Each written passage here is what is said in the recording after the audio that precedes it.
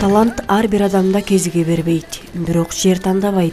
Чоң таланттардын көпчүлүгү айылдан чыгып, шаарда таанылган. Эл арасы өнөр кенчи демекчи аздыр дагы. Аймактарда өзгөчө таланттуу адамдар көп. Мына ошондой инсандардын бири тууралуу баян кылабыз.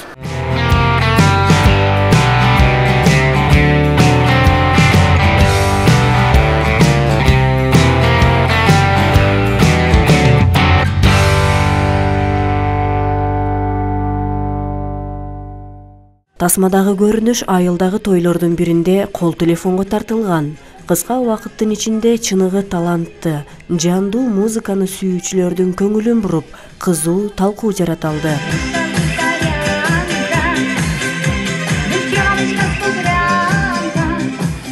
Диларам Таштемирова Ноокат районундагы Белөрүк айылынын тургуну. Мал карап, очокко от жагып, үйдүн коломтосун кармаган кожойке. Сырттан караганда күнүмдүк тиричиликтен башкадан кабары жок карапайым бир аял. Жакын барсам жаныңа, сүйкөнөсүң өзгөчө, ашкери ырдап бербесем, бүркөлөсүң өзгөчө. Бала бакчадан эле ырдагам. Союз мезгилинде бакча болот болчу. Ошого бакчадан эле ырдап ушул күнгө чейин ырдап келатам.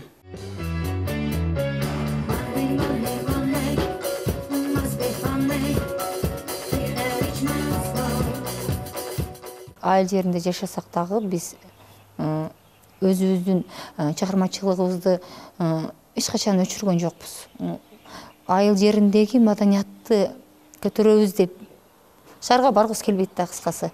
Бул жерден эле барып ырдап келебиз дагы кайра айылыбызга келебиз. Мен негедир айылдан алыс кетким келбейт өзүм. Жолдошу Абдикарим Алимкулов да ошондой эле музыканы сүйгөн адам.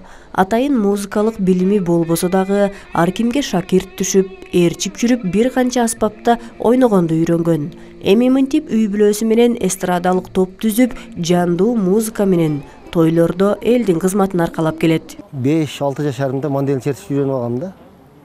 Көрүп жүрүп, анан биринчи эле манделинде үйрөнгөндө жазда келем айылга кызыл өрүк деген оңой да, башта келет. Деп бир жол көрсөткөн адам болуп атты бизге. Окусаң, музыкалныйга окусаң болот деп бир айткан адам болуп атты да. Ошонтип өзүбүз эле кызыгып тойлорго чыгып жүрүп эле ушул музыкант болуп.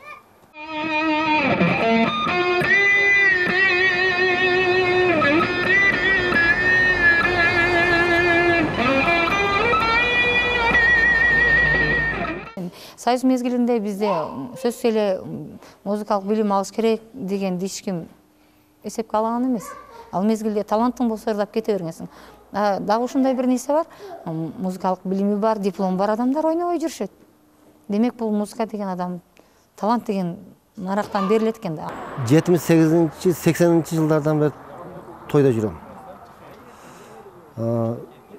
Биринчи Көкжар совхозда Таңшоғла деген эстрадалык топко кирдим эди. Гитарист болуп. Ошол жерден уланып, мен өзүм Ноокат районунда Максим Горький деген мектеп-интернат бар. Ошо интернатта билим алдым. Анан музыкант агайлар жакшы агайлар эди. Музыкант агайлар. Кыйла жолдорду оңдоп, мындай кыл деп гитараларды көрсөтүп.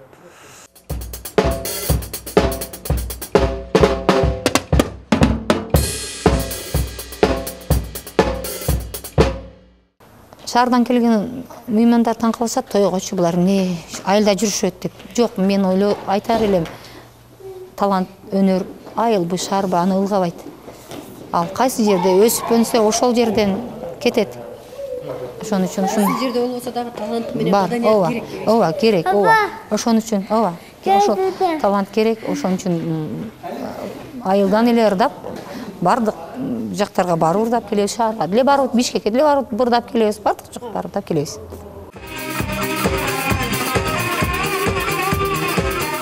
Топтун аты Кызыл өрүк, туруктуу мүчө катары 4 иштейт. Элдин талабына ылайык тойлордо ошол үйдүн короосуна аспаптарын жүктөп барып, жандуу үн менен ырдап беришет.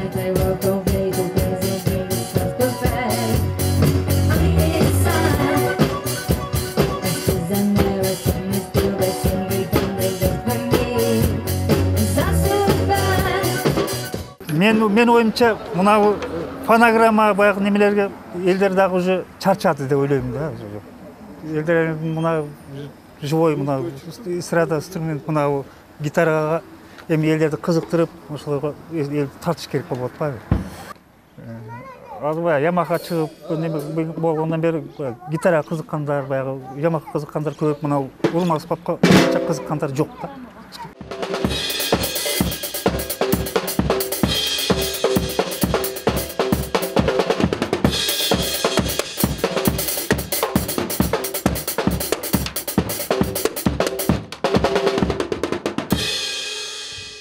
Живой ансамбльді өніктірмей сайын біздің қырғызымыздың эстрада жанры өнікші жүдәм қиын.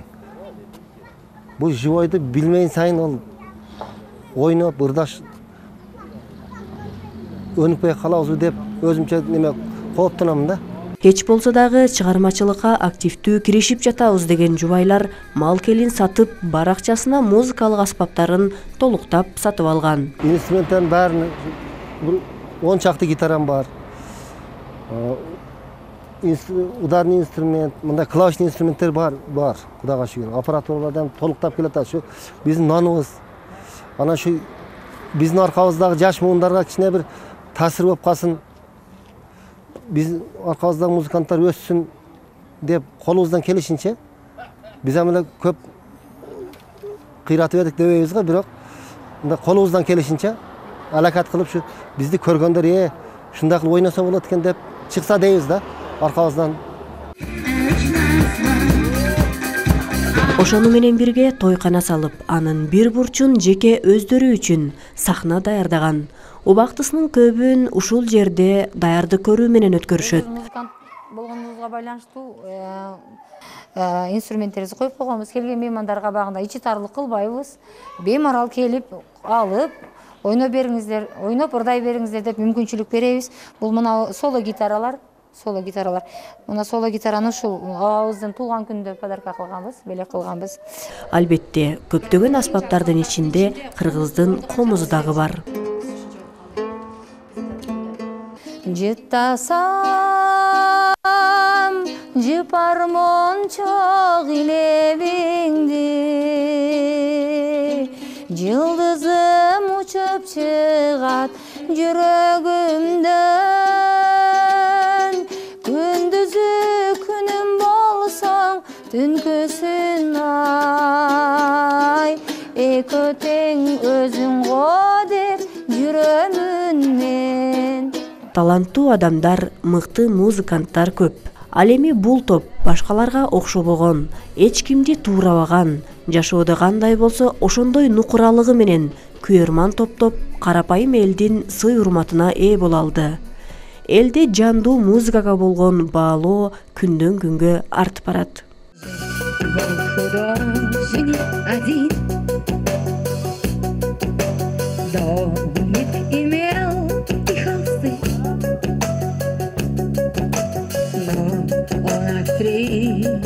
Любил